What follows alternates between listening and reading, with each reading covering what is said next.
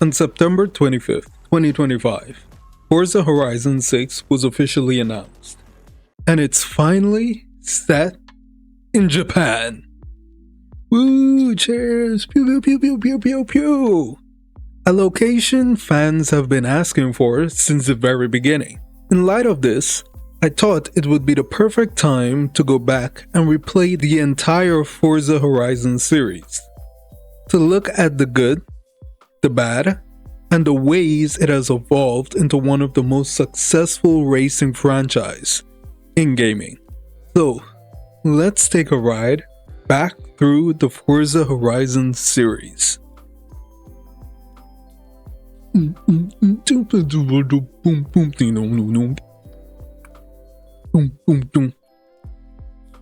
Forza Horizon has been the king of open world racing for over a decade. But how well do these games hold up today?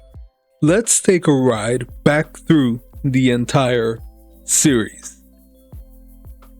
The Forza Horizon series, developed by Playground Games and published by Xbox Game Studios, represents a vibrant evolution in open-world racing games.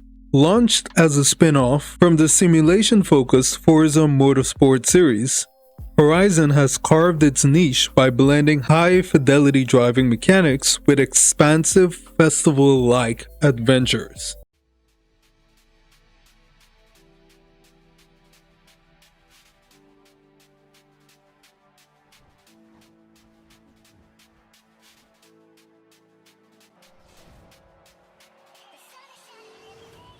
The Forza Horizon series began in 2012 as a spin-off of the more serious Forza Motorsport games. Set in Colorado, Horizon introduced the idea of a street racing festival, blending realistic driving physics with the freedom of an open world. What made Horizon 1 special was its balance. It wasn't fully arcade, but it wasn't pure simulation either. The cars felt realistic, but still approachable to the casual player. The soundtracks gave it the perfect summer music festival vibe, and it was unlike anything else at the time. First off, it was surprisingly easy to get my hands on Forza Horizon 1 and 2 on PC, especially since they never were released on PC to begin with. When I first launched Horizon 1, I instantly had the nostalgic feeling when I first played it on the Xbox 360. I was taken back to the original festival vibe of the game, with the music, setting, and of course, the cars. I am surprised by how good the game looked. It doesn't look as horrible as I was expecting it to be for a game that was about 13 years old. It is probably helped by the fact that I am playing it on PC, and it probably wouldn't look as good on the Xbox 360 or any Xbox console. Maybe the modern one, maybe, I don't know. The performance is smooth with no issues, but I'll probably attribute that to whoever ported the game on PC, so shout out to them. I will say, I have a strong hate for the orange brownish filter. The whole environment looks orangish brownish. It looks like autumn all year round. Now, for the gameplay. The most important part of any Horizon game is the driving, and I will say, Horizon 1 feels as close to Horizon 5 as possible. Heck, I might say it's even easier. It is way easier on Horizon 1. Let's be real. I took off most of the assists and I instantly felt comfortable racing. Horizon 1 is obviously simpler. Car upgrades were all pre-made or presets. So there is no tuning cars, the map is solid for its time. Horizon 1 revolutionized racing by hybridizing simulation physics with open world exploration, influencing titles like Forza Horizon sequels and competitors such as The Crew. It shifted focus from tracks to cultural immersion, popularizing festival racing that blends music, stunts, and social elements. Overall, Horizon 1 is a solid entry to a series, fun and memorable, with the Colorado setting, innovative handling, festival audio, and cultural depth.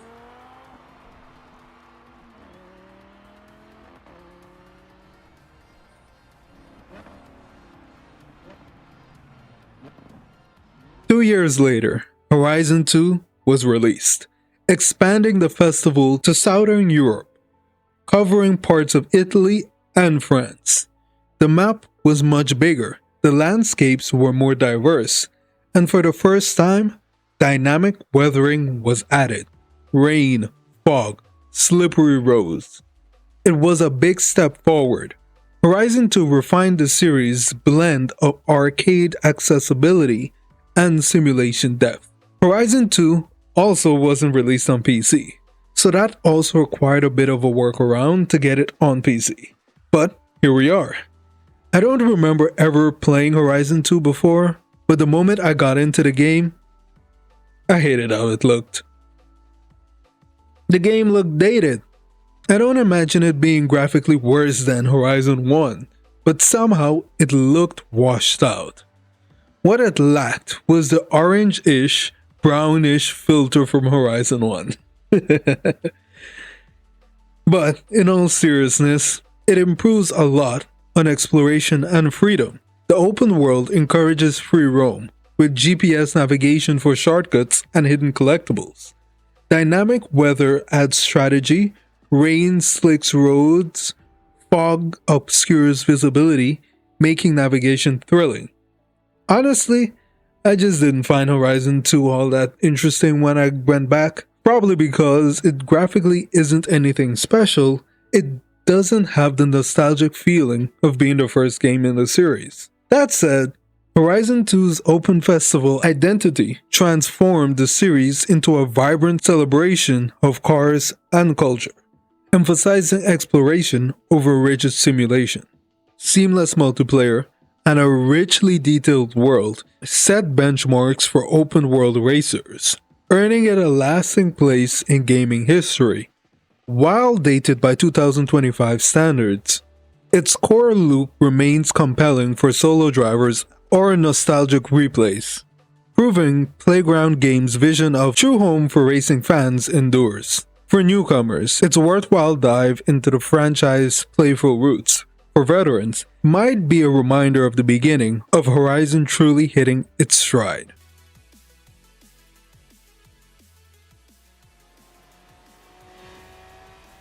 Then came Horizon 3, and this is where the series really leveled up. Set in Australia, the world was massive. You could drive through rainforests, deserts, beaches, and city streets. The big innovation was that you weren't just a racer anymore. You were the festival boss. Horizon 3's innovation is the festival boss mechanic, where players evolve from racers to festival organizers, customizing events and expanding the Horizon Festival across Australia. The game's innovation is rooted in its departure from linear racing narratives, instead offering a sandbox where players can act as the Horizon Festival boss, scouting locations, unlocking events, and customizing the festival's expansion. This mechanic introduced a meta layer of progression that rewarded exploration with tangible world building, a novelty in 2016 that introduced broader open world gaming trends. This innovation stemmed from Playground Games' ambition to create a living festival in Australia's diverse landscapes, which not only expanded the map's size, but also introduced dynamic environment interactions that influenced gameplay in real time. This was the first Horizon game to be officially released on PC. And damn, does it look good. There is an obvious graphical improvement from Horizon 2 and Horizon 3. And it makes it so hard to go back after that. Driving has obviously gotten better, however, I do hate the fact that races don't have countdowns anymore. It's kinda like I start the race and then I'm instantly driving. I imagine they did this to streamline things and get players into races as soon as possible. The map is way bigger and has more variety, with everything being bigger and better. It also sparked the massive download size of the Horizon games, which is only getting bigger with each iteration. Horizon 3 is an obvious change of the series, focusing more on players' interaction with the world, the game, and each other, thus improving replayability. Horizon 3 encapsulates the thrill of Australian adventure through its vast open world and inventive festival mechanics, delivering a replay experience that feels innovative even in 2025. From beaches to deserts, every mile driven reinforces its fan-favorite status, backed by creative freedom. Horizon 3's status as peak innovation in racing games arises from its holistic reinvention of open worlds, agency, and technical immersion, creating a festival experience that felt alive and player-owned. It is still a fan favorite for a reason.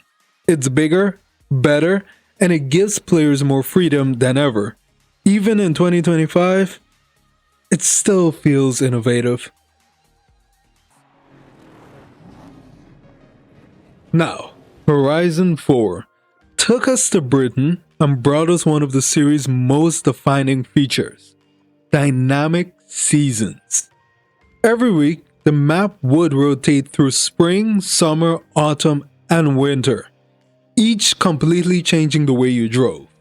Lakes froze over in winter, muddy tracks became slick in autumn, and summer made everything perfect for high-speed racing. Each season alters the environment, physics, and available routes, transforming the map into a living ecosystem. These mechanics encourage strategic adaptation. Summer suits rear-wheel drive sports cars on dry tarmac, while winter demands all-wheel driving rally-esque cars. When I replayed it recently, I was surprised to still find a decent player base online, even though the game was delisted in 2024. This is probably due to the massive replayability of the game itself. I instantly remembered why I hate and love the game. What I love are the dynamic seasons and the fact that each season changes how you have to drive. But that part is also why I hate the game. It is so hard to get comfortable with driving because of the constantly changing seasons. Horizon 4 endures in 2025 as a benchmark for open world racing, with dynamic seasons revitalizing its cozy British map. Love it or hate it, Horizon 4 represents playground games at their most ambitious. It's probably the most replayable entry in the entire series.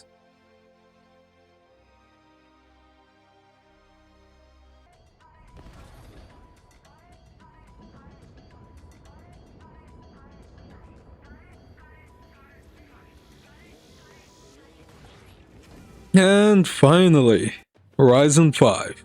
Set in Mexico, it pushed the franchise into next-gen territory with stunning visuals, massive biomes, and incredible accessibility features. Released in November 2021, Horizon 5 marks the fifth installment in the acclaimed open-world racing series. Set in a fictionalized recreation of Mexico, the game promises an expansive and diverse open world, enhanced graphics, and innovative features that build upon its predecessors. Horizon 5 built upon what existed in the franchise and made it bigger and better, especially with accessibility. Horizon 5 is the game I have played the most. However, it is also the one I have the least to talk about.